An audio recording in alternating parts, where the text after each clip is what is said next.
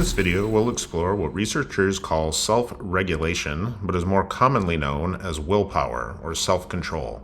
It's a critical part of maintaining focus and directing energy towards meaningful goals and values on a consistent basis. There are two main theories around how self-control works, and we'll explore both. With a clear sense of traction in hand and goals to pursue, Brittany also began to realize that she was falling victim to or engaging in a lot of distractions throughout the course of a typical day. And not just distractions, but indulgences too. Things that aren't really aligned with her values or goals, but maybe feel good in the moment. She was coping with her stress through medication, cannabis, and the occasional drink, all of which were negatively impacting her sleep, and she was starting to notice it in her performances and training too. She was procrastinating by binging TV too frequently or engaging with social media more often than she really could afford to as well, in an attempt to escape the unpleasantness of the impending boring assignments or high-pressure race. When she brought this up with a psychologist, she mentioned two strategies to approach what was called self-regulation, but is more commonly known as self-control or willpower. The first is to think of it as a gas tank, and that as you use it, you lose it. So you should do your best to strip your day of things that require you to use up self-control first and foremost.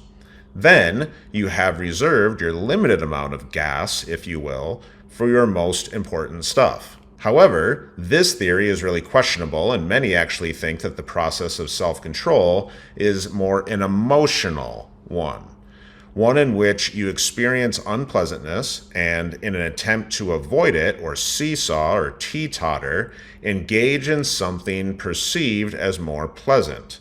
In that case, engaging in and developing willpower comes down to really training up incremental development of distress tolerance, the ability to move forward even when something feels bad.